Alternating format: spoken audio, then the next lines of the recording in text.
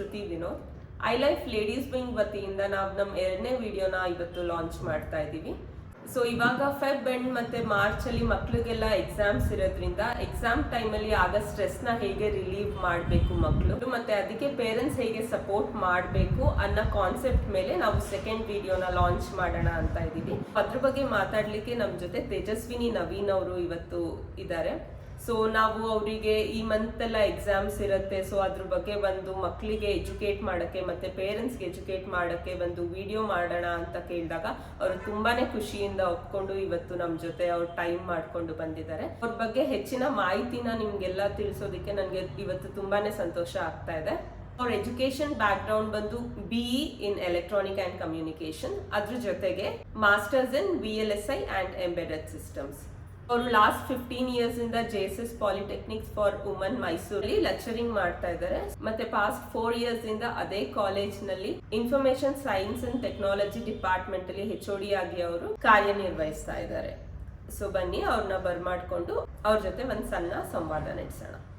ನಮಸ್ತೆ ತೇಜಸ್ವಿನಿ ಅವರೇ, ನೀವು ಇವತ್ತು ನಮ್ಮ ಕಾರ್ಯಕ್ರಮಕ್ಕೆ ಬಂದಿದ್ದು ನಮ್ಗೆ ತುಂಬಾನೇ ಖುಷಿ ಇದೆ. ಸೊ ನಿಮ್ಮ ಬ್ಯುಸಿ ಶೆಡ್ಯೂಲ್ ಅಲ್ಲಿ ನೀವು ಇವತ್ತು ಎಕ್ಸಾಮ್ಸ್ ಇದ್ರೂ ಟೈಮ್ ಮಾಡ್ಕೊಂಡು ನಮ್ಮ ಜೊತೆ ಕಾರ್ಯಕ್ರಮ ನಡೆಸ್ಕೊಡಕ್ಕೆ ಬಂದಿದ್ದೀರಾ. ನಿಮಗೆ ನನ್ನ ಪರವಾಗಿ ಮತ್ತೆ ಐ ಲೈಫ್ ಲೇಡೀಸ್ ವಿಂಗ್ ನ ಪರವಾಗಿ ತುಂಬ ಹೃದಯದ ಸುಸ್ವಾಗತಗಳು. ಥ್ಯಾಂಕ್ ಯು ಶ್ರುತಿ, ನನ್ನ ಈ ಕಾರ್ಯಕ್ರಮಕ್ಕೆ ಕರೆದಿದ್ದಕ್ಕೆ ಮತ್ತೆ ನನ್ನ ಎಕ್ಸ್ಪೀರಿಯನ್ಸ್ ಅಲ್ಲಿ ನಾನು ಏನು ತಿಳ್ಕೊಂಡಿದ್ದೀನಿ ಅದನ್ನ ತಿಳಿಸೋದಕ್ಕೆ ನನಗೂ ತುಂಬಾ ಖುಷಿ ಇದೆ. ನಾವು ಮಾಡೋ ಇಂಟರ್ವ್ಯೂ ಪೇರೆಂಟ್ಸ್ಗಾಗಿರ್ಬೋದು ಮತ್ತೆ ಮಕ್ಳಿಗಾಗಿರ್ಬೋದು ಇಬ್ರಿಗೂ ತುಂಬಾನೇ ಯೂಸ್ಫುಲ್ ಆಗುತ್ತೆ ಅಂತ ಅನ್ಕೊಂಡು ಸ್ಟಾರ್ಟ್ ಮಾಡೋಣ. ಸೊ ಮೊದಲನೇದಾಗಿ ನಾನು ನಿಮ್ಗೆ ಏನ್ ಕೇಳಬೇಕು ಅಂದ್ರೆ, ಸೊ ಇವಾಗ ಮಕ್ಳು ಎಕ್ಸಾಮ್ ಬಂದಿದ ತಕ್ಷಣ ಅಪ್ಪ ತುಂಬಾ ಸ್ಟ್ರೆಸ್ ಅಂತ ಹೇಳ್ತಾರೆ, ಇಲ್ಲ ಪೇರೆಂಟ್ಸ್ ಮಕ್ಳಿಗಿಂತ ಜಾಸ್ತಿ ಸ್ಟ್ರೆಸ್ ಆಗಿರ್ತಾರೆ. ಸೊ ನಮ್ಗೆ ಫಸ್ಟ್ ಸ್ಟ್ರೆಸ್ ಅಂದ್ರೆ ಏನಂತ ಹೇಳ್ತೀರಾ? ಶ್ರುತಿ, ಇವಾಗ ಏನಾದ್ರು ಒಂದು ಟೆಸ್ಟ್ ನಮ್ಮ ಮೂಗಿಗೆ ಹೋದ್ರೆ ನಮ್ಮ ಬಾಡಿ ಹೆಂಗ್ ರಿಯಾಕ್ಟ್ ಮಾಡುತ್ತೆ ಹೇಳಿ, ವಿ ಸ್ಟಾರ್ಟ್ ಸ್ನೀಸಿಂಗ್, ರೈಟ್? ಅದೇ ತರ ಏನಾಗುತ್ತೆ ಅಂತಂದ್ರೆ ನಮ್ಗೆ ಅಸ್ವಾಭಾವಿಕ ವಾತಾವರಣ ಅಂದ್ರೆ ನಮ್ಗೆ ಏನಾಗ್ತಿದೆ ಅನ್ನೋದನ್ನ ಹ್ಯಾಂಡಲ್ ಮಾಡಕ್ ಆಗದೆ ಇರುವಂತ ಪರಿಸ್ಥಿತಿಗಳು ನಮ್ಮ ಸರೌಂಡಿಂಗ್ ಅಲ್ಲಿ ಕ್ರಿಯೇಟ್ ಆದಾಗ ನಮ್ಮ ಬಾಡಿ ಅದಕ್ಕೆ ಇಮ್ಯೂನ್ ಸಿಸ್ಟಮ್ ಅಂತ ಏನ್ ಹೇಳ್ತೀವಿ ಅದಕ್ಕೆ ರಿಯಾಕ್ಟ್ ಮಾಡ್ಬೇಕಲ್ಲ. ರಿಯಾಕ್ಟ್ ಹೇಗ್ ಮಾಡುತ್ತೆ? ಏನೋ ಒಂದು ಹಾರ್ಮೋನ್ ಸೆಕ್ರೀಟ್ ಆಗುತ್ತೆ ನಮ್ಮ ಬಾಡಿಯಲ್ಲಿ. That is nothing but stress. It is actually fighting method ಅಂತ ಹೇಳ್ಬೋದು. ಸೊ ಬಾಡಿಯಲ್ಲಿರೋ ಒಂದು ಹಾರ್ಮೋನ್ಸ್ ನಮಗೆ ಸ್ಟ್ರೆಸ್ ಅಂತ ಹೇಳ್ಬೋದು ನಾವು. ಸ್ಟ್ರೆಸ್ ಅಂದ್ರೆ ಏನಂತ ತುಂಬಾ ಚೆನ್ನಾಗಿ ಹೇಳಿದ್ರಿ. ಹೌದು, ಕರೆಕ್ಟ್ ಅದು. ಸೊ ಎಕ್ಸಾಮ್ ಟೈಮ್ ಅಲ್ಲಿ ಸ್ಟ್ರೆಸ್ ಏನಿಗೆ ಬರುತ್ತೆ ಮತ್ತೆ ಇದರಿಂದ ಹೇಗೆ ಆಚೆ ಬರೋದು? ಸೊ ಸ್ಟ್ರೆಸ್ ಇಲ್ಲ ಅಂದ್ರೇನೆ ಅವ್ರ ಎಕ್ಸಾಮ್ ಚೆನ್ನಾಗಿ ಮಾಡಕ್ಕಾಗದಲ್ವಾ? ಹೇಗೆ ಅದರಿಂದ ಆಚೆ ಬರ್ಬೋದು ಅಂತ ನಮ್ಮ ವೀಕ್ಷಕರಿಗೆ ಹೇಳ್ತೀರಾ? 2 ಕಾರಣದಿಂದ ಮಕ್ಕಳಲ್ಲಿ ಸ್ಟ್ರೆಸ್ ಜಾಸ್ತಿ ಆಗುತ್ತೆ. ಒಂದು ಅವರ ಪ್ರಿಪ್ರೇಷನ್, ಇನ್ನೊಂದು ಬಂದು ಪೇರೆಂಟ್ಸ್ದು ಒತ್ತಡ. ಫಸ್ಟ್ ನಾವು ಮಕ್ಕಳದನ್ನ ತಗೊಳ್ಳೋಣ. ಫಸ್ಟ್ ಪ್ರಾಪರ್ ಆಗಿ ಅವರು ಆರ್ಗನೈಸ್ಡ್ ಆಗಿ ಇಲ್ಲ ಅಂತಂದ್ರೆ ಸ್ಟ್ರೆಸ್ ಆಗುತ್ತೆ ಎಕ್ಸಾಮ್ ಟೈಮ್ನಲ್ಲಿ. ಮತ್ತೆ ಅವರು ಹೇಗೆ ಮಾಡ್ತೀನೋ, ಈಗ ಕೆಲವು ಮಕ್ಳು ಏನು ಅಂತಂದ್ರೆ ತುಂಬಾ ಚೆನ್ನಾಗಿ ಓದ್ತಿರ್ತಾರೆ ಆದ್ರೆ ಅವ್ರ ಮೇಲೆ ಕಾನ್ಫಿಡೆನ್ಸ್ ಇರಲ್ಲ. ನಾನು ಹೇಗೆ ಮಾಡ್ತೀನೋ, ನಾಳೆ ಎಕ್ಸಾಮ್ ಇದೆ, ನಾನು ಸರಿಯಾಗಿ ಪ್ರಿಪೇರ್ ಆಗಿದ್ದೀನೋ ಇಲ್ವೋ ಅನ್ನೋ ಒಂದು ಪ್ರಾಬ್ಲಮ್. ಇನ್ನೊಂದು ರೀಸನ್ ಏನು ಅಂತ ಹೇಳಿದ್ರೆ, ಮಕ್ಕಳು ಎಕ್ಸಾಮ್ ಹಾಲಿಗೆ ಹೋದ್ಮೇಲೆ ಅವ್ರ ಫ್ರೆಂಡ್ಸ್ ಜೊತೆ ಡಿಸ್ಕಸ್ ಮಾಡ್ತಾರೆ. ಒಂದು ಅರ್ಧ ಗಂಟೆ ಮುಂಚೆ ಎಕ್ಸಾಮ್ ಹಾಲ್ಗೆ ಹೋಗೋದು, ಫ್ರೆಂಡ್ಸ್ ತುಂಬಾ ಕ್ಲೋಸ್ ಫ್ರೆಂಡ್ಸ್ ಜೊತೆ ಕೂತ್ಕೊಂಡು ಮಾತಾಡೋದು. ನೀನು ಎಷ್ಟು ಕ್ವಶನ್ ಓದ್ದೆ, ಈ ಟಾಪಿಕ್ ಓದ್ಯಾ, ಆ ಟಾಪಿಕ್ ಓದ್ಯಾ, ಇದನ್ನ ಡಿಸ್ಕಸ್ ಮಾಡಬೇಕಾದ್ರೆ ಇನ್ನ ಕೇಸ್ ಆ ಟಾಪಿಕ್ ಇವ್ರು ಪ್ರಿಪೇರ್ ಆಗಿಲ್ಲ ಅಂತಂದ್ರೆ ಆ ಸ್ಟೂಡೆಂಟು ಪ್ಯಾನಿಕ್ ಆಗ್ಬಿಡ್ತಾರೆ. ನೀವು ಹೇಳ್ದಂಗೆ ಇವಾಗ ಒಬ್ರಿಗೊಬ್ರಿಗೆ ಮಾತಾಡ್ದಾಗ ಯಾರು ಓದಿದ್ದಾರೆ ಯಾರು ಓದಿಲ್ಲ ಅನ್ನೋ ಕಂಪ್ಯಾರಿಸನ್ ಅಲ್ಲಿ ಕೂಡ ಮಕ್ಳಿಗೆ ಸ್ಟ್ರೆಸ್ ಆಗತ್ತೆ ಅಲ್ವಾ? ಹೌದು ಹೌದು. ಸೊ ಅದನ್ನ ಬಿಟ್ಟು ಬೇರೆ ಕಾರಣಗಳು, ಸ್ಕೂಲ್ ಲೆವೆಲ್ ಅಲ್ಲಿ ಬಂದಾಗ ಒಂದು 10 ಮಂತ್ಸ್ ಅವ್ರಿಗೆ ಸ್ಕೂಲಿಂಗ್ ನಡೀತಾ ಇರುತ್ತೆ. ಆ ಟೈಮಲ್ಲಿ ಇನ್ನ ಕೇಸ್ ಅವ್ರಿಗೇನಾದ್ರೂ ಹುಷಾರಿಲ್ಲದೆ ಅವ್ರು ಸರಿ ಕ್ಲಾಸಸ್ ಅಟೆಂಡ್ ಮಾಡಿಲ್ಲ ಅಂತಂದ್ರೆ ಆ ಕ್ಲಾಸ್ ಸೆಷನ್ಸ್ನ ಅವ್ರು ಮಿಸ್ ಮಾಡ್ಕೊಂಡಿರ್ತಾರೆ. ಸೊ ಆ ಕ್ಲಾಸ್ ಸೆಷನ್ಸ್ ಅವ್ರು ಯಾವಾಗ ಮಿಸ್ ಆಗುತ್ತೋ ಅವಾಗ ಆ ಟಾಪಿಕ್ ಬಗ್ಗೆ ಅವ್ರಿಗೆ ಜಾಸ್ತಿ ಅವೇರ್ನೆಸ್ ಇರಲ್ಲ. ಆವಾಗ ಆ ಟಾಪಿಕ್ನ ಅವರು ನೀಟಾಗಿ ಅಂಡರ್ಸ್ಟ್ಯಾಂಡ್ ಮಾಡ್ಕೊಂಡು ಓದೋಕ್ಕಾಗ್ತಿರಲ್ಲ. ಅದೊಂದು ರೀಸನ್ ಇರುತ್ತೆ. ಆ ಟಾಪಿಕ್ಕು ಜಾಸ್ತಿ ಮಾರ್ಕ್ಸಿಗೆ ಎಕ್ಸಾಮಲ್ಲಿ ಕವರೇಜ್ ಆಗಬಹುದು. ಸೊ ಆ ಕಾರಣದಿಂದ ಅವ್ರು ಸ್ಟ್ರೆಸ್ ಆಗುವಂಥ ಚಾನ್ಸಸ್ ಇರುತ್ತೆ. ಸೊ ಆದಷ್ಟು ಮಕ್ಕಳು ಎಷ್ಟು ರಜಾ ಹಾಕದೆ ಇಲ್ಲ ಬಂಕ್ ಮಾಡ್ದೇನೆ ಕ್ಲಾಸಸ್ ಅಟೆಂಡ್ ಮಾಡ್ತಾರೆ, ಅಷ್ಟು ಅವ್ರ ಕಾನ್ಫಿಡೆನ್ಸ್ ಲೆವೆಲ್ ಕೂಡ ಜಾಸ್ತಿ ಇರುತ್ತೆ. ಸೊ ಅವಾಗ ಸ್ಟ್ರೆಸ್ ಲೆವೆಲ್ ಆಟೋಮೆಟಿಕ್ ಆಗಿ ಕಮ್ಮಿ ಆಗುತ್ತೆ ಅಲ್ವಾ? ಖಂಡಿತ ಶ್ರುತಿ. 4ನೇದು very important reason, force by the parents. ಈಗ ಕಂಪ್ಯಾರಿಸನ್ ಏನ್ ಮಾಡ್ತಾರೆ, ಅವಳು ಅಷ್ಟು ಮಾರ್ಕ್ಸ್ ತಗೊಂಡ್ಲು, ಅವಳು ಅಷ್ಟು ಅವರ್ ಓದ್ತಾಳೆ, ನೀನು ಇಷ್ಟೇ ಕಡಿಮೆ ಓದ್ತೀಯಾ, ಇಷ್ಟು ಕಡಿಮೆ ಸ್ಕೋರ್ ಮಾಡಿದ್ಯಾ ಅಂತ ಪಕ್ಕದ ಮನೆ ಮಕ್ಕಳ ಜೊತೆ ಕಂಪೇರ್ ಮಾಡ್ತಾರೆ. ರಿಲೇಟಿವ್ ಮಕ್ಕಳ ಜೊತೆ ಕಂಪೇರ್ ಮಾಡ್ತಾರೆ, ಇಲ್ಲ ಮನೆಯಲ್ಲಿರುವಂಥ ಸಿಬ್ಲಿಂಗ್ಸ್ ಅಂದರೆ ಇರೋವಂಥ ಅಕ್ಕ ತಂಗಿ ಅಣ್ಣ ತಮ್ಮ ಇವ್ರ ಜೊತೆ ಕಂಪೇರ್ ಮಾಡ್ತಾರೆ. ಸೊ ಪೇರೆಂಟ್ಸ್ದು ಅರ್ಥ ಮಾಡ್ಕೊಳ್ಳೋ ಅಂಥ ಸ್ವಭಾವ ಇದೆಯಲ್ಲ, ಅದು ತುಂಬ ಪರಿಣಾಮ ಬೀಳುತ್ತೆ ಮಕ್ಕಳ ಮೇಲೆ. So that is also one of the reason for the stress in kids. So 4 ಚಿಕ್ಕ ಪಾಯಿಂಟ್ಸ್ ಆದ್ರೂ ತುಂಬಾನೇ ಮೀನಿಂಗ್ಫುಲ್ ಆಗಿತ್ತು ಮತ್ತೆ ತುಂಬಾನೇ ಟ್ರೂ. ಅದು ನಾನು ತುಂಬಾ ಪೇರೆಂಟ್ಸ್ ಮತ್ತೆ ಕಿಡ್ಸ್ ಅಲ್ಲಿ ಈ ರೀತಿ ಸ್ಟ್ರೆಸ್ನ ನಾನು ನೋಡಿದ್ದೀನಿ.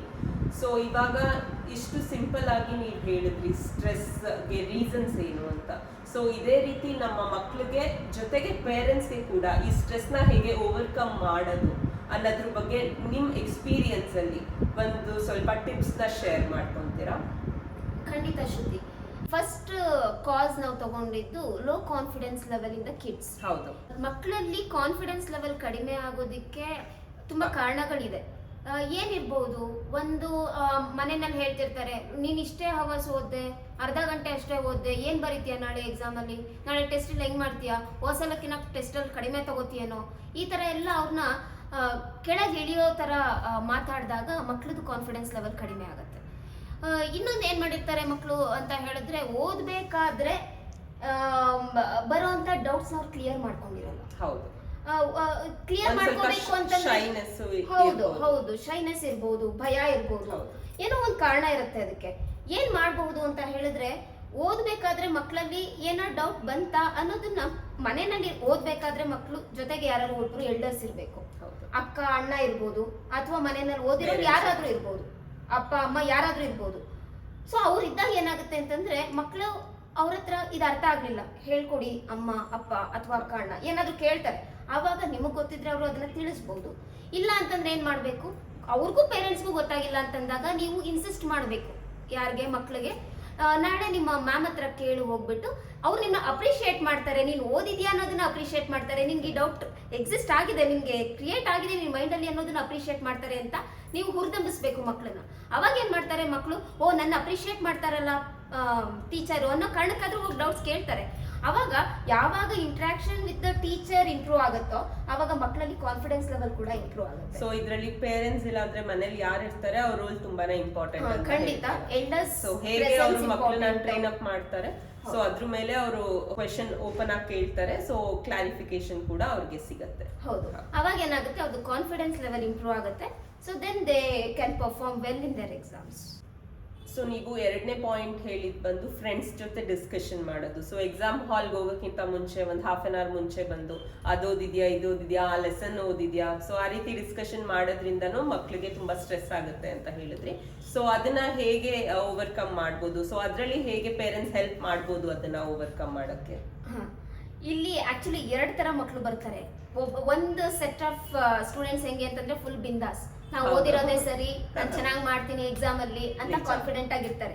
ಯಾವ ಮಕ್ಕಳು ಕಾನ್ಫಿಡೆನ್ಸ್ ಲೆವೆಲ್ ಕಡಿಮೆ ಇರುತ್ತೆ ಅವ್ರು ಏನ್ ಮಾಡ್ತಾರೆ, ಸರಿಯಾಗಿ ಪ್ರಿಪರೇಷನ್ ಮಾಡ್ಕೊಂಡಿಲ್ದೇ ಇರೋ ಮಕ್ಳು ಏನ್ ಮಾಡ್ತಾರೆ, ಸ್ವಲ್ಪ ಬೇಗ ಹೋಗಿ, ಯೂಶಲಿ ಅರ್ಧ ಗಂಟೆ ಮುಂಚೆ 1 ಗಂಟೆ ಮುಂಚೆ ಮಕ್ಕಳನ್ನ ಕರ್ಕೊಂಡೋಗಿ ಪೇರೆಂಟ್ಸ್ ಎಕ್ಸಾಮ್ ಟೈಮಲ್ಲಿ ಬಿಟ್ಬಿಟ್ಟು ಬರ್ತೀವಲ್ಲ, ಬಂದ್ಮೇಲೆ ಏನ್ ಮಾಡ್ತಾರೆ, ಅವರು ಫ್ರೀ ಟೈಮ್ ಇರುತ್ತಲ್ಲ ಅವಾಗ ಅವರ ಫ್ರೆಂಡ್ಸ್ ಜೊತೆಗೆ, ಕ್ಲೋಸ್ ಫ್ರೆಂಡ್ಸ್ ಜೊತೆಗೆ ಡಿಸ್ಕಸ್ ಮಾಡಕ್ ಸ್ಟಾರ್ಟ್ ಮಾಡ್ತಾರೆ. ಯಾವಾಗ ಅಲ್ಲಿ ಡಿಸ್ಕಷನ್ ಸ್ಟಾರ್ಟ್ ಆಗುತ್ತೋ ಅವಾಗ ಇನ್ನೂ ಚೆನ್ನಾಗಿ ಪ್ರಿಪೇರ್ ಆಗಿರೋ ಮಕ್ಕಳು ಇರಬಹುದು, ಕಡಿಮೆ ಪ್ರಿಪರೇಷನ್ ಆಗಿರೋ ಮಕ್ಕಳು ಇರಬಹುದು. ಕಡಿಮೆ ಪ್ರಿಪರೇಷನ್ ಆಗಿರೋ ಮಕ್ಕಳ ಜೊತೆಗೆ ಅವ್ರು ಏನಾದ್ರು ಡಿಸ್ಕಸ್ ಮಾಡಿದ್ರು ಅಂದ್ರೆ ಅವಾಗ ಇನ್ನೂ ಕಾನ್ಫಿಡೆನ್ಸ್ ಜಾಸ್ತಿ ಆಗ್ಬಿಡುತ್ತೆ. ಯಾವಾಗ ಜಾಸ್ತಿ ಪ್ರಿಪೇರ್ ಆಗಿರೋ ಮಕ್ಕಳ ಜೊತೆಗೆ ಅವ್ರು ಏನಾದ್ರು ಡಿಸ್ಕಸ್ ಮಾಡಿದ್ರು ಅಂತಂದಾಗ ಅವ್ರ ಕಾನ್ಫಿಡೆನ್ಸ್ ಲೆವೆಲ್ ಮತ್ತೆ ಡ್ರಾಪ್. ಕಾನ್ಫಿಡೆನ್ಸ್ ಲೆವೆಲ್ ಕಮ್ಮಿ ಆದ್ರೂ ಎಕ್ಸಾಮ್ ಬರೆಯಕ್ಕಾಗಲ್ಲ, ಚೆನ್ನಾಗಿ ಮಾಡಕ್ಕಾಗಲ್ಲ. ಅದಕ್ಕೆ ಏನ್ ಮಾಡ್ಬೇಕು, stop discussing with the friends. That is one of the tip I can give. So ಇನ್ನೊಂದು ಟಿಪ್ ನಾನು ಆಡ್ ಮಾಡ್ತೀನಿ. ಸೊ ಪೇರೆಂಟ್ಸ್ ಕೂಡ ಮಕ್ಕಳನ್ನ ಲೇಟ್ ಆಗಿ ಎಕ್ಸಾಮ್ ಪ್ರಾಪರ್ ಟೈಮಿಗೆ, ಪ್ರಾಪರ್ ಟೈಮ್ ಅಂತಂದ್ರೆ ಅವ್ರಿಗೆ ರೂಮ್ ಅಲೋಕೇಶನ್ ಅದೆಲ್ಲ ನೋಡ್ಕೊಳ್ಳೋದಿಲ್ಲ, ಆ ಟೈಮ್ಗೆ ಅಷ್ಟು ಸಾಕು, ಅಷ್ಟು ಹೌದು ಹೌದು. ಮತ್ತೆ ನೀವು 3ನೇದಾಗಿ ಹೇಳಿದ್ದು ಲೆಸ್ ಅಟೆಂಡೆನ್ಸ್. ಸೊ ಆಬ್ಸೆಂಟ್ ಆಗೋದಿರ್ಬೋದು, ಇಲ್ಲ ಕ್ಲಾಸಸ್ ಬಂಕ್ ಮಾಡೋದಿರ್ಬೋದು. ಸೊ ಅದರಿಂದ ಕೂಡ ಒಂದೊಂದು ಲೆಸನ್ ಕರೆಕ್ಟ್ ಆಗಿ ಅರ್ಥ ಆಗಲ್ಲ, ಇಲ್ಲ ಸಬ್ಜೆಕ್ಟ್ ಯಾವ್ದಾದ್ರು ಅರ್ಥ ಆಗಲ್ಲ. ಸೊ ಇದನ್ನ ಹೇಗೆ ಓವರ್ಕಮ್ ಮಾಡ್ಬೋದು ಮಕ್ಕಳು, ಅದ್ರ ಜೊತೆಗೆ ಪೇರೆಂಟ್ಸ್ ಹೇಗೆ ಅವ್ರನ್ನ ಪುಷ್ ಮಾಡಬೇಕು ಕ್ಲಾಸಸ್, ಎಲ್ಲ ಕ್ಲಾಸಸ್ ಅಟೆಂಡ್ ಮಾಡಕ್ಕೆ? ಇದರಲ್ಲಿ ಕೆಲವೊಂದ್ಸಲ ಸಂದರ್ಭಗಳು ಹೆಂಗ್ ಬರುತ್ತೆ ಅಂತಂದ್ರೆ ಮಕ್ಳಿಗೆ ಹುಷಾರೇ ಇರೋದಿಲ್ಲ. ಹೌದು. ಅವಾಗ ಖಂಡಿತವಾಗ್ಲೂ ಅಟೆಂಡ್ ಮಾಡಕ್ಕಾಗಲ್ಲ. ಅದರಲ್ಲೂ ಎಸ್ಪೆಷಲಿ ಪೋಸ್ಟ್ ಕೋವಿಡ್ ಏನಾಗ್ತಿದೆ ಅಂತಂದ್ರೆ ಇಮ್ಯುನಿಟಿ ಪವರ್ ಕಡಿಮೆ ಆಗಿದೆ. ಸೊ ಫ್ರೀಕ್ವೆಂಟ್ ಆಗಿ ಮಕ್ಳು ಹುಷಾರ್ ತಪ್ತಾ ಇದಾರೆ. ಅವಾಗ ನಾವು ಕಳ್ಸೋದಕ್ಕೂ ಆಗಲ್ಲ, ಕಳ್ಸಿದ್ರು ಟೀಚರ್ಸ್ ಕಳಿಸ್ಬೇಡಿ ಅಂತಾನೆ ಇನ್ಸಿಸ್ಟ್ ಮಾಡ್ತಾರೆ, ಯಾಕಂದ್ರೆ ಬೇರೆ ಮಕ್ಳಿಗೆ ಸ್ಪ್ರೆಡ್ ಆಗ್ಬೋದು ಅನ್ನೋ ಕಾರಣಕ್ಕೆ. ಸೊ ಅವಾಗ ಏನಾಗಿರುತ್ತೆ ಅಂದ್ರೆ ಮಕ್ಳು ಸುಮಾರು ದಿವಸ ಅವ್ರ ಕ್ಲಾಸಸ್ ನ ಅಟೆಂಡ್ ಮಾಡ್ಕೊಂಡಿರೋದಿಲ್ಲ. ಆ ಟೈಮಲ್ಲಿ ಕವರ್ ಆಗಿರುವಂತ ಟಾಪಿಕ್ಸ್ ಅವ್ರಿಗೆ ಕಷ್ಟ ಆಗ್ತಿರುತ್ತೆ. ಸೊ ಅದಕ್ಕೆ ಏನ್ ಮಾಡ್ಬೋದು ಅಂತ ಹೇಳಿದ್ರೆ, ಒಂದು ಇಮ್ಯುನಿಟಿನ ಬೂಸ್ಟ್ ಮಾಡೋದಕ್ಕೆ ಹೆಲ್ಪ್ ಮಾಡಬೇಕು ಪೇರೆಂಟ್ಸ್. ಹೇಗ್ ಮಾಡ್ಬೋದು? ನ್ಯೂಟ್ರಿಷಿಯಸ್ ಫುಡ್ ಕೊಡೋದು, ಪ್ರಾಪರ್ ಡಯಟ್ ನ ಮೇಂಟೈನ್ ಮಾಡೋದು, ಮತ್ತೆ ಪ್ರಾಪರ್ ಎಕ್ಸಸೈಸಸ್ ನ ಮಕ್ಳು ಮಾಡ್ತಾ ಇದಾರಾ ಇಲ್ವಾ, ಮಾಡ್ತಿಲ್ಲ ಅಂತಂದ್ರೆ ಇನ್ಸಿಸ್ಟ್ ಮಾಡೋದು. ಹೌದು. ಸೊ ಈ ತರ ಎಲ್ಲ ಮಾಡೋದ್ರಿಂದ ಏನಾಗುತ್ತೆ ಅಂತ ಹೇಳಿದ್ರೆ ಪ್ರಾಪರ್ ಹೆಲ್ತ್ ಮೇಂಟೈನ್ ಆಗುತ್ತೆ. ಹೆಲ್ತ್ ಮೇಂಟೈನ್ ಆಯ್ತು ಅಂತ ಹೇಳಿದ್ರೆ ರೆಗ್ಯುಲರ್ ಆಗಿ ಕ್ಲಾಸಿಗೆ ಮಕ್ಳು ಹೋಗ್ತಾರೆ. ಸೊ ಅವಾಗ ಆಬ್ವಿಯಸ್ಲಿ ಪಾಠ ಚೆನ್ನಾಗಿ ಅರ್ಥ ಆಗುತ್ತೆ, ಎಕ್ಸಾಮ್ ಅಲ್ಲಿ ಚೆನ್ನಾಗಿ ಪರ್ಫಾರ್ಮ್ ಮಾಡ್ತಾರೆ. ಕರೆಕ್ಟ್. ಸೊ ನಾನಿಲ್ಲಿ ಡಯಟಿಷಿಯನ್ ಆಗಿರೋದ್ರಿಂದ ಸೊ ಫುಡ್ ವೈಸ್ ಹೇಗೆ ಮಕ್ಕಳು ತಗೋಬಹುದು ಅಂತ ಒಂದ್ 2-3 ಖಂಡಿತ ಹೇಳಿ Shruti. It may help the parents. ಮೊದಲನೇದಾಗಿ ಆ ಟೈಮಲ್ಲಿ ಬರೀ ಆ ಟೈಮಲ್ಲಿ ತಿನ್ನೋದಕ್ಕಿಂತ ಅಟ್ಲೀಸ್ಟ್ 1 ಮಂತ್ ಮುಂಚೆಯಿಂದಾನೇ ಅವ್ರ ಹೆಲ್ತ್ ಬಗ್ಗೆ ಅವರು ಕಾನ್ಸಂಟ್ರೇಟ್ ಮಾಡ್ಬೋದು. ಸೊ ಹೆಲ್ತ್ ಇಶ್ಯೂಸ್ ಆಗದೆ ಇರೋದಕ್ಕೆ ಮತ್ತೆ ಎನರ್ಜಿ ಲೆವೆಲ್ಸ್ ಇಂಪ್ರೂವ್ ಆಗೋದಕ್ಕೆ. ಸೊ ಜಂಕ್ ಫುಡ್ಸ್ ಇರ್ಬೋದು, ಇಲ್ಲ ಕೂಲ್ ಡ್ರಿಂಕ್ಸ್ ಇರ್ಬೋದು, ಅದನ್ನ ಕಂಪ್ಲೀಟ್ ಆಗಿ ಅವಾಯ್ಡ್ ಮಾಡಿ ಮನೆಯಲ್ಲಿ ಏನ್ ಮಾಡ್ತಾರೆ ಹೆಲ್ದಿ ಆಗಿ ಫುಡ್, ಸೊ ಅದನ್ನ ಎಷ್ಟು ಇಂಟೇಕ್ ಮಾಡ್ತೀವಿ ಅಷ್ಟು ನಿಮ್ ಹೆಲ್ತ್ ವೈಸ್. ಯಾಕಂದ್ರೆ ನೀವು ಹುಷಾರ್ ತಪ್ಪಿದ್ರು ಅಷ್ಟೇ ಎಕ್ಸಾಮಿಗೆ ಓದಕ್ಕೂ ಆಗಲ್ಲ, ಹೋಗಿ ಎಕ್ಸಾಮ್ ಬರೆಯಕ್ಕೂ ಆಗಲ್ಲ. ಸೊ ನಿಮ್ ಹೆಲ್ತ್ ತುಂಬಾನೇ ಇಂಪಾರ್ಟೆಂಟ್ ಇರುತ್ತೆ. ಪ್ರಾಪರ್ ನ್ಯೂಟ್ರಿಷಿಯಸ್ ಫುಡ್ ತಿನ್ನೋದ್ರಿಂದನೂ ಕೂಡ ಸ್ಟ್ರೆಸ್ ನ ನಾವು ಕಂಟ್ರೋಲ್ ಮಾಡ್ಬೋದು. ಏನಕ್ಕಂದ್ರೆ ಸ್ಟ್ರೆಸ್ ಕೂಡ ಬಾಡಿಯಲ್ಲಿ ಸಿಕ್ರೀಟ್ ಆಗೋ ಒಂದು ಹಾರ್ಮೋನ್ ಆಗಿರೋದ್ರಿಂದ.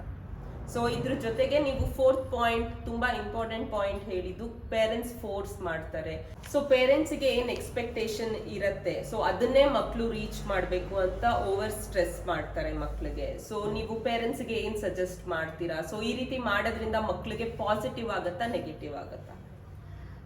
ಆಕ್ಚುಲಿ ನೆಗೆಟಿವ್ ಆಗುತ್ತೆ.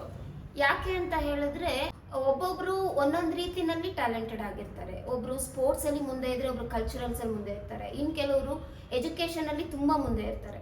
ಸೊ ಅಕಾಡೆಮಿಕ್ಸ್ ಅಲ್ಲಿ ಮುಂದೆ ಇರೋ ಮಕ್ಳಿಗೆ ಈ ತರ ನೀವ್ ಇದ್ ಮಾಡಿ ಅಂತಂದ್ರೆ ಅವ್ರು ಖುಷಿಯಾಗಿ ಅಷ್ಟು ಪರ್ಸೆಂಟೇಜ್ ನ ಸ್ಕೋರ್ ಮಾಡ್ಬಿಡ್ಬೋದು. ಬಟ್ ಕಲ್ಚರಲ್ಸ್ ಅಲ್ಲೇ ಇಂಟ್ರೆಸ್ಟ್ ಇರೋರು, ಸ್ಪೋರ್ಟ್ಸ್ ಅಲ್ಲೇ ಇಂಟ್ರೆಸ್ಟ್ ಇರೋರು ಖಂಡಿತವಾಗ್ಲೂ ಅಕಾಡೆಮಿಕ್ಸ್ ಅಲ್ಲಿ ಮುಂದೆ ಬಾ ಅಂತಂದ್ರೆ ಅವ್ರಿಗೆ ಸ್ವಲ್ಪ ಕಷ್ಟ ಆಗುತ್ತೆ. ಸೊ ಇದನ್ನ ಏನ್ ಮಾಡ್ಬೇಕು, ಪೇರೆಂಟ್ಸ್ ಅರ್ಥ ಮಾಡ್ಕೋಬೇಕು. ಸೊ ಆ ಮಕ್ಕಳಲ್ಲಿ ಇರುವಂತ ಟ್ಯಾಲೆಂಟ್ ನ ಐಡೆಂಟಿಫೈ ಮಾಡೋದಿದೆಯಲ್ಲ, ಅದು ತುಂಬಾ ಇಂಪಾರ್ಟೆಂಟ್ ಪೇರೆಂಟ್ಸ್ಗೆ. ಸೊ ಯಾವಾಗ ಪೇರೆಂಟ್ಸ್ ಮಕ್ಕಳಲ್ಲಿರೋ ಟ್ಯಾಲೆಂಟ್ ನ ಐಡೆಂಟಿಫೈ ಮಾಡ್ತಾರೆ ಶ್ರುತಿ, ಸೊ ಅವಾಗ ಅವ್ರಿಗೆ ಅರ್ಥ ಆಗುತ್ತೆ, ಓ ನನ್ನ ಮಗ ಅಥವಾ ನನ್ನ ಮಗಳು ಇದು ಬಿಟ್ಟು ಇದ್ರಲ್ಲಿ ಅಚೀವ್ ಮಾಡಿದ್ರೆ ಅವಳು ಚೆನ್ನಾಗಿ ಸಕ್ಸೀಡ್ ಆಗ್ತಾಳೇನೋ ಅಂತ. ಸೊ ಅದು ತುಂಬಾ ಇಂಪಾರ್ಟೆಂಟ್. ಕಡಿಮೆ ಪರ್ಸೆಂಟೇಜ್ ತೆಗೆದ್ರು ಪರವಾಗಿಲ್ಲ, ನಾಲೆಡ್ಜ್ ಗೇನ್ ಆಗಿದ್ರೆ ಸಾಕು. ನಮ್ಗೆ ಈಗ ಒಂದು ಒಳ್ಳೆ ಜಾಬ್ ಸಿಗ್ಬೇಕು ಅಂತಂದ್ರೆ ಏನ್ ಇಂಪಾರ್ಟೆಂಟ್ ಹೇಳಿ, ಅಲ್ಲಿ ಹೋಗೋದಿಕ್ಕೆ ನಮ್ಗೆ ಮಿನಿಮಮ್ ಇಷ್ಟು ಪರ್ಸೆಂಟೇಜ್ ಮಾರ್ಕ್ಸ್ ಬೇಕೇ ಹೊರತು ಅದ್ ಬಿಟ್ಟು ನಿಮ್ ಮಾರ್ಕ್ಸ್ ನ ನೋಡಿ ಫುಲ್ ಜಾಬ್ ಕೊಡೋದಿಲ್ವಲ್ಲ. ಮಾರ್ಕ್ಸ್ ನೋಡಿ ಕೆಲಸ ಕೊಡೋ ಹಾಗಿದ್ರೆ ಇಂಟರ್ವ್ಯೂಸ್ ಯಾಕೆ ಮಾಡ್ತಾ ಇದ್ದಾರೆ? It is just an eligibility. So interview ಆದ್ಮೇಲೆ ಕೂಡ ನಾವು IT ಅಲ್ಲಿ ವರ್ಕ್ ಮಾಡುವಾಗ ಸೊ ನಾವು ಓದಿರೋದೇ ಬೇರೆ ಇರುತ್ತೆ, ಸೊ ನಾವು ಮಾಡ್ತಾ ಇರೋ ಕೆಲಸನೇ ಬೇರೆ ಇರುತ್ತೆ. ಅಲ್ಲಿ ಬಂದ್ಬಿಟ್ಟು ನಾವ್ ಎಷ್ಟು ಕಾನ್ಫಿಡೆಂಟ್ ಆಗಿದ್ದೀವಿ, ಮತ್ತೆ ನಾವು ಹೇಳ್ಕೊಡ್ತಾ ಇರೋದನ್ನ ಎಷ್ಟು ಬೇಗ ಗ್ರಾಸ್ಪ್ ಮಾಡ್ತೀವಿ ಅನ್ನೋದು ಇಂಪಾರ್ಟೆಂಟ್ ಆಗುತ್ತೆ. ಎಲ್ಲ ಇಂಪಾರ್ಟೆಂಟ್ ಆಗುತ್ತೆ. ಲೀಡರ್ಶಿಪ್ ಕ್ವಾಲಿಟೀಸ್ ಇಂಪಾರ್ಟೆಂಟ್ ಆಗುತ್ತೆ. ಅವ್ರಿಗೆ ಏನ್ ಕಾನ್ಫಿಡೆನ್ಸ್ ಲೆವೆಲ್ ಇದೆ ಅನ್ನೋದು ಇಂಪಾರ್ಟೆಂಟ್ ಆಗುತ್ತೆ. Other than marks there are many criterias interviews ನ ಮಾಡ್ಬೇಕಾದ್ರೆ.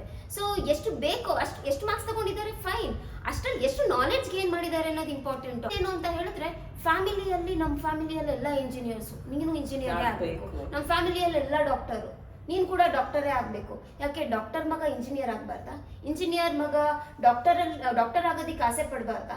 ಸೊ ಅವ್ರವ್ರದೇ ಆದ ಒಂದೊಂದು ಏರಿಯಾ ಆಫ್ ಇಂಟ್ರೆಸ್ಟ್ ಇರುತ್ತೆ. ಅಂಡ್ ಮೋರ್ ಓವರ್ ಎಷ್ಟೋ ಮಕ್ಳಿಗೆ ಏನು ಅಂತಂದ್ರೆ ಎಜುಕೇಶನ್ ಅಲ್ಲಿ ಮುಂದೆ ಇರ್ತಾರೆ, ಟಾಪ್ 90% ತಗೊಂಡಿರ್ತಾರೆ, but when they go for the job they are not interested. Chetan Bhagat ನೋಡಿದಿರಲ್ಲ, he is an engineer, he is an MBA scholar, but ಅವ್ರು ಚೂಸ್ ಮಾಡಿದ field, he is a good writer now. Yes. So ಅವ್ರದ್ದು area of interest ಏನಿರುತ್ತೆ ಕೊನೆಗೆ ಅವ್ರು ಅದಕ್ಕೆ ಹೋಗ್ತಾರೆ. But parents ಏನು ಅಂತಂದ್ರೆ ಅದನ್ನ ಅಕ್ಸೆಪ್ಟ್ ಮಾಡ್ಕೊಳ್ಳುವಂತ ಮೆಂಟಾಲಿಟಿನ ಬೆಳೆಸ್ಕೋಬೇಕು. ಸೊ ಆ ತರ ಸ್ಟ್ರೆಸ್ ಕೊಟ್ಟು ಏನಾದ್ರೂ ಜಾಬ್ಗೆ ಸೇರ್ಸಿದ್ರು ಸಹ ಅವರು 1 year 2 years ಅಲ್ಲಿ ಬಿಡೋ ಚಾನ್ಸಸ್ ತುಂಬಾನೇ ಜಾಸ್ತಿ ಇರುತ್ತೆ. ಖಂಡಿತ. ಅಂದ್ರೆ ಅವ್ರ ಪರ್ಫಾರ್ಮೆನ್ಸ್ ಅಲ್ಲಿ ಚೆನ್ನಾಗಿರಲ್ಲ, ಯಾಕಂದ್ರೆ ಅವ್ರಿಗೆ ಇಂಟ್ರೆಸ್ಟ್ ಇರಲ್ಲ ಅದ್ರಲ್ಲಿ. ಬಟ್ ಅವ್ರಿಗೆ ಏನ್ ಇಂಟ್ರೆಸ್ಟ್ ಇದೆಯೋ ಆ ಜಾಬ್ ನ ಚೂಸ್ ಮಾಡಿದ್ರು, ಆ ಫೀಲ್ಡ್ ನ ಚೂಸ್ ಮಾಡಿದ್ರು ಅಂತಂದ್ರೆ ದಟ್ ಶೈನ್. ಒಂದ್ ಸ್ವಲ್ಪ ಲೇಟ್ ಆದ್ರೂ ಕೂಡ ಆ ಸಕ್ಸಸ್ ಏನ್ ಸಿಗುತ್ತೆ ಅದನ್ನ ಅವ್ರು ಎಂಜಾಯ್ ಮಾಡ್ತಾರೆ. ಖಂಡಿತ ಖಂಡಿತ. ಅದಕ್ಕೆ ಏನಂತಂದ್ರೆ ಈಗ ಪೇರೆಂಟ್ಸ್ ಅವ್ರ ಇರೋಂಥ ಟ್ಯಾಲೆಂಟ್ ನ ಐಡೆಂಟಿಫೈ ಮಾಡಬೇಕು, ಅದಕ್ಕೆ ಸಪೋರ್ಟ್ ಮಾಡಬೇಕು. ಟ್ಯಾಲೆಂಟ್ ನ ಐಡೆಂಟಿಫೈ ಮಾಡಿ ಫಸ್ಟ್ ಸಪೋರ್ಟ್ ಮಾಡಿ ಮಕ್ಳನ್ನ ಖುಷಿಯಾಗಿಟ್ಟು ಅದಾದ್ಮೇಲಿಂದ ನೀನ್ ಒಂದ್ ಸ್ವಲ್ಪ ಎಜುಕೇಶನ್ ಮೇಲೆ ಕಾನ್ಸಂಟ್ರೇಟ್ ಮಾಡು ಅಂತ ಹೇಳಿದ್ರೆ ಮಕ್ಳು ಕೂಡ ಎಜುಕೇಶನ್ ಮೇಲೆ ಚೆನ್ನಾಗಿ ಕಾನ್ಸಂಟ್ರೇಟ್ ಮಾಡ್ತಾರೆ. ಹೌದು. ಅವ್ರಿಗೆ ಏನ್ ಬೇಕೋ ಅದನ್ನ ಕೊಟ್ಟಾಗ ನಮ್ಗೆ ಏನ್ ಬೇಕೋ ಅದನ್ನ ಅವ್ರು ಕೊಡ್ತಾರೆ. ಖಂಡಿತ. ಸೊ ಪೇರೆಂಟ್ಸ್ ರೋಲ್ ನ ನೀವು ತುಂಬಾ ಚೆನ್ನಾಗಿ ಹೇಳಿದೀರಾ. ಸೊ ಎಲ್ಲಾ ಪೇರೆಂಟ್ಸ್ ಅದನ್ನ ಅಳವಡಿಸ್ಕೊಂಡು ಇಂಪ್ಲಿಮೆಂಟ್ ಮಾಡ್ತಾರೆ ಅಂತ ನಾನು ಅನ್ಕೊಂಡಿದ್ದೀನಿ. ಎಕ್ಸಾಮ್ ಸ್ಟ್ರೆಸ್ ಅಂತ ಅಲ್ಲ, ಕಂಪ್ಲೀಟ್ ಅಕಾಡೆಮಿಕ್ ಅಲ್ಲೇನೆ ಮಕ್ಳಿಗೆ ಸ್ಟ್ರೆಸ್ ಫ್ರೀ ಆಗಿ ಓದೋದಿರ್ಬೋದು, ಮತ್ತೆ ಹೇಗೆ ಆರಾಮಾಗಿ ಓದಿದ್ರು ಸೊ ಅಷ್ಟೇ ಸ್ಟ್ರೆಸ್ ಫ್ರೀ ಆಗಿ ಎಕ್ಸಾಮ್ಸ್ ನ ಅಟೆಂಡ್ ಮಾಡಬೇಕು ಅಂದ್ರೆ ನಿಮ್ ಎಕ್ಸ್ಪೀರಿಯನ್ಸ್ ಅಲ್ಲಿ ಮಕ್ಕಳು ಯಾವ ರೀತಿ ಓವರ್ ಆಲ್ ಅಕಾಡೆಮಿಕ್ ಅಲ್ಲಿ ಇದ್ರೆ ಅವ್ರಿಗೆ ಹೆಲ್ಪ್ಫುಲ್ ಆಗುತ್ತೆ ಅಂತ ಹೇಳ್ತೀರಾ? Good question. ನನ್ನ ಎಕ್ಸ್ಪೀರಿಯನ್ಸ್ ಅಲ್ಲಿ ಮಕ್ಕಳು ಪರ್ಫಾರ್ಮೆನ್ಸ್ ಕಡಿಮೆ ಆಗೋದು ಯಾಕೆ ಅಂತಂದ್ರೆ ಅವರು ಒಂದು ಆರ್ಗನೈಸ್ಡ್ ಆಗಿ ಅವರ ಶೆಡ್ಯೂಲ್ ನ ಫ್ರೀ ಆಗಿಲ್ಲದೆ ಇರೋದ್ರಿಂದ. ಸೊ ಅದಕ್ಕೆ ಫಸ್ಟ್ ಏನ್ ಮಾಡಬೇಕು ಅಂತಂದ್ರೆ ಫಸ್ಟ್ ರೆಗ್ಯುಲರ್ ಕ್ಲಾಸಸ್ ಅಟೆಂಡ್ ಮಾಡೋದಕ್ಕೆ ಅವರು ಒತ್ತನ್ನ ಕೊಡಬೇಕಾಗುತ್ತೆ. ಇನ್ನೊಂದು ಅವತ್ತೇ ಮಾಡಿದಂತ ಸಬ್ಜೆಕ್ಟ್ ನ ಅಂದ್ರೆ 4 ಅವರ್ ಕ್ಲಾಸು ನೀವು ಮನೆಯಲ್ಲಿ ಬಂದು ರಿವೈಸ್ ಮಾಡಕ್ಕೆ 4 ಅವರ್ ಬೇಕಾಗಿಲ್ಲ. ನೀವು ಒಂದು ಅರ್ಧ ಗಂಟೆ ನೀವು ಸ್ಪೆಂಡ್ ಮಾಡಿದ್ರೆ ಅವತ್ತಿನ ದಿನ ಏನ್ ಮಾಡಿರ್ತಾರೆ ಅನ್ನೋದನ್ನ ರಿವೈಸ್ ಮಾಡ್ಕೊಂಡ್ಬಿಡ್ಬೋದು. ಸೊ ಅವತ್ತು ಮಾಡಿರೋದನ್ನ ಅವತ್ತು ಸಂಜೆ ಕೂತ್ಕೊಂಡು ನೀವು ಅರ್ಧ ಗಂಟೆ ರಿವೈಸ್ ಮಾಡ್ಕೊಂಡ್ರಿ ಅಂತ ಹೇಳಿದ್ರೆ ಅದನ್ನ ಸ್ಮಾಲ್ ಪಾಯಿಂಟ್ಸ್ ಆಗಿ ಬರ್ಕೊಂಡಿರ್ತೀರಾ. ಪಾಠ ಮಾಡ್ಬೇಕಾದ್ರೆ ಪಾಯಿಂಟ್ ವೈಸ್ ಬರ್ಕೊಂಡು ಅದನ್ನ ಬಂದು ಜಸ್ಟ್ ಗ್ಲಾನ್ಸ್ ಮಾಡ್ಬಿಟ್ರೆ ಸಾಕು, ಅವತ್ ಮಾಡಿದ ಪಾಠದ ಬಗ್ಗೆ ಅವ್ರು ತಿಳ್ಕೊಂಡ್ಬಿಟ್ಟಿರ್ತೀರ. ಸೊ ಇನ್ ಕೇಸ್ ಅದೇನೋ ಡೌಟ್ ಬಂತಂದ್ರೆ ಅದು ನಾಳೆ ಹೋಗಿ ಟೀಚರ್ ಹತ್ರ ಅದನ್ನ ಡಿಸ್ಕಸ್ ಮಾಡ್ಕೊಳ್ಳಿ. ಮತ್ತೆ ಒಂದ್ ವೀಕ್ ಪೂರ್ತಿ 5 ದಿನ ಕ್ಲಾಸಸ್ ನಡೆದಿದೆ ಅಂತಂದ್ರೆ ವೀಕೆಂಡ್ ಸ್ಯಾಟರ್ಡೆ ಸಂಡೇ ಫ್ರೀ ಇರ್ತಿರಲ್ಲ, ಅವಾಗ ಒಂದ್ಸಲ ಆ ವೀಕಲ್ಲಿ ನಡೆದಿರುವಂತ ಟಾಪಿಕ್ಸ್ ಏನಿದೆ ಅದನ್ನ ಒಂದ್ಸತಿ ರಿವೈಸ್ ಮಾಡ್ಕೊಂಬಿಡಿ. ಸೊ ಅಲ್ಲಿಗೆ ಏನಾಯ್ತು, ಡೈಲಿ ಒಂದ್ಸತಿ ನೋಡಿದ್ರಿ, ವೀಕೆಂಡ್ ಒಂದ್ಸಲ ನೋಡಿದ್ರಿ, 2 ಸಲ ನೋಡಿದ್ರಿ, ಅಲ್ಲಿಗೆ ಮಂತ್ ಎಂಡ್ ಅಲ್ಲಿ ಬರುವಂತ ಟೆಸ್ಟ್ಗೆ ಆಲ್ರೆಡಿ ಪ್ರಿಪೇರ್ಡ್, ಅಲ್ಲಿಗೆ ಸ್ಟ್ರೆಸ್ ಹೊಟ್ಟೋಯ್ತು. ಮತ್ತೆ ಮಂತ್ ಎಂಡ್ ನೀವು ಪ್ರಿಪೇರ್ ಆಗಿದ್ದೀರಾ ಅಂತ ಹೇಳಿದ್ರೆ ದಟ್ ಕಂಟಿನ್ಯೂಸ್. ನೀವು ಎಕ್ಸಾಮ್ ಟೈಮ್ ಬಂದ್ರಿ ಅಂತಂದಾಗ ನಿಮ್ಗೆ ಅಲ್ಲಿ ಸ್ಟ್ರೆಸ್ಸೇ ಇಲ್ಲ, you are already prepared for all the topics. ಮತ್ತೆ ಸ್ಟ್ರೆಸ್ ಎಲ್ಲಿ ಬರುತ್ತೆ? ಸೊ ದಟ್ ಈಸ್ ಆರ್ಗನೈಸ್ಡ್ ವೇನಲ್ಲಿ ನೀವು ಇದು ಮಾಡ್ಕೋಬೇಕು. ಆ್ಯಂಡ್ ಯಾವ ಸಬ್ಜೆಕ್ಟಲ್ಲಿ ನೀವು ವೀಕ್ ಇದ್ದೀರಾ ಅನ್ನೋದು ನಿಮಗೆ ಗೊತ್ತಿರುತ್ತಲ್ವಾ, ಅದಕ್ಕೆ ಸ್ವಲ್ಪ ಟೈಮ್ ಜಾಸ್ತಿ ಎಕ್ಸ್ಟ್ರಾ, ಒಂದು 10 ಮಿನಿಟ್ಸ್ ಸಾಕು. ಈ ಡೇ ವೈಸ್ ನೀವು ಓದಬೇಕಾದ್ರೆ 10 ಮಿನಿಟ್ ಎಕ್ಸ್ಟ್ರಾ ಯಾವ ಸಬ್ಜೆಕ್ಟಲ್ಲಿ ನೀವು ಲ್ಯಾಗ್ ಆಗಿದ್ದೀರಾ ಆ ಸಬ್ಜೆಕ್ಟಿಗೆ ಕೊಟ್ಟರೆ ಸಾಕು. ಸೊ ಆ ಸಬ್ಜೆಕ್ಟನ್ನು ನೀವು ಕೋಪ್ ಅಪ್ ಮಾಡ್ಕೊಂಡು ಬರ್ಬೋದು. ಸೊ ಇದನ್ನ ಮಾಡ್ಕೊಳ್ತಾ ಬಂದರೆ ನಿಮ್ಮ ಪರ್ಫಾರ್ಮೆನ್ಸ್ ಆಬ್ವಿಯಸ್ಲಿ ಇಂಪ್ರೂವ್ ಆಗೇ ಆಗುತ್ತೆ. ಸ್ಟ್ರೆಸ್ ಇಲ್ಲದೆ ನೀವು ಎಕ್ಸಾಮ್ನ ಫೇಸ್ ಮಾಡ್ತೀರಾ. ಬರೀ ಓದಿ ಅಂತ ನಾನು ಹೇಳಲ್ಲ, ಅದ್ರ ಜೊತೆಗೆ ನಿಮಗೆ ರಿಫ್ರೆಶ್ಮೆಂಟ್ಸ್ ಬೇಕು. ರಿಫ್ರೆಶ್ಮೆಂಟ್ಸ್ ಅಂತ ಹೇಳಿದ್ರೆ ಫ್ಯಾಮಿಲಿ ಜೊತೆ ಟೈಮ್ ಸ್ಪೆಂಡ್ ಮಾಡಿ, every day end of the day ಅಂದರೆ ಡಿನ್ನರ್ ಆದ್ರೂ ಫ್ಯಾಮಿಲಿ ಜೊತೆಗೆ ಮಾಡಿ, ಫೋನ್ ಯೂಸ್ ಮಾಡೋದು ಬೇಡ. ಆ್ಯಂಡ್ ಎಕ್ಸಾಮ್ ಟೈಮ್ನಲ್ಲಿ ಆದಷ್ಟು ಇಂಟರ್ನೆಟ್ನ ಯೂಸ್ ಮಾಡೋದು ಬೇಡ. ಕೆಲವು ಮಕ್ಕಳಿಗಂತೂ ಈ ಸೋಷಿಯಲ್ ನೆಟ್ವರ್ಕಿಂಗ್ ಸೈಟ್ಸ್ ಅಲ್ಲಿ ಆಕ್ಟಿವ್ ಆಗಿ ಎಲ್ಲ ಗೂಗಲ್ ಅಲ್ಲಿ ಹುಡುಕೋ ಬದಲು ಲೈಬ್ರರಿಗೆ ಹೋಗಿ ಬುಕ್ಸ್ ನ ಬಾರೋ ಮಾಡಿ ಅದರಿಂದ ತೆಗಿರಿ. ಮತ್ತೆ ಏನು ಅಂತಂದ್ರೆ ಕೆಲವು ಮಕ್ಕಳು ಹೇಳ್ತಾರೆ ನಂಗೆ ಸ್ಟ್ರೆಸ್ ರಿಲೀವ್ ಆಗೋದು ಹೆಂಗೆ ಅಂತಂದ್ರೆ ನಾನು ಫೋನ್ ನೋಡಿದಾಗ ಅಥವಾ ಟಿವಿ ನೋಡಿದ್ರೆ ನಂಗೆ ಸ್ಟ್ರೆಸ್ ಕಡಿಮೆ ಆಗುತ್ತೆ. ಸ್ಟ್ರೆಸ್ ಕಡಿಮೆ ಮಾಡ್ಕೊಳ್ಳೋದಕ್ಕೆ ನೀವು ಕಣ್ಣನ್ನ ಹಾಳು ಮಾಡ್ಕೋತಾ ಇದ್ದೀರಾ. ಕಣ್ಣು ಸ್ಟ್ರೈನ್ ಆಗುತ್ತೆ. ಕಣ್ಣು ಸ್ಟ್ರೈನ್ ಆಯ್ತು ಅಂತಂದ್ರೆ ಆಬ್ವಿಯಸ್ಲಿ ನಿದ್ದೆ ಬರುತ್ತೆ. ನಿದ್ದೆ ಜಾಸ್ತಿ ಆಯ್ತು ಅಂತ ಹೇಳಿದ್ರೆ ನಿಮ್ಗೆ ಪ್ರೊಡಕ್ಟಿವ್ ಟೈಮ್ ಕಡಿಮೆ ಆಗುತ್ತೆ. ಹೆಲ್ದಿ ಡಿಸ್ಕಷನ್ಸ್ನ ಮಾಡಿ, ಅವಾಗ ನಿಮ್ಗೆ ಏನಾಗುತ್ತೆ ಅಂತ ಹೇಳಿದ್ರೆ ನಿಮ್ಮ ಫ್ಯಾಮಿಲಿ ಬಾಂಡೇಜ್ ಕೂಡ ಇಂಪ್ರೂವ್ ಆಗುತ್ತೆ, ಜೊತೆಗೆ ನಿಮ್ಮ ಸ್ಟ್ರೆಸ್ ಲೆವೆಲ್ ಕಡಿಮೆ ಆಗುತ್ತೆ, ನಿಮ್ಮಲ್ಲಿ ಅಂಡರ್ಸ್ಟ್ಯಾಂಡಿಂಗ್ಸ್ ಇಂಪ್ರೂವ್ ಆಗುತ್ತೆ. So obviously that is going to boost your education level. ತುಂಬಾ ಥ್ಯಾಂಕ್ಸ್ ತೇಜಸ್ವಿನಿ ಅವರೇ. ಸೊ ಮಕ್ಕಳಿಗೆ ಮತ್ತೆ ಪೇರೆಂಟ್ಸ್ಗೆ ಇಬ್ರಿಗೂ ಎಕ್ಸಾಮ್ ಟೈಮಲ್ಲಿ ಹೇಗೆ ಸ್ಟ್ರೆಸ್ ರಿಲೀವ್ ಮಾಡ್ಬೋದು ಅಂತ ತುಂಬಾನೇ ಚೆನ್ನಾಗಿ ಪಾಯಿಂಟ್ ವೈಸ್ ನಮಗೆ ಎಕ್ಸ್ಪ್ಲೇನ್ ಮಾಡಿದ್ದೀರಾ.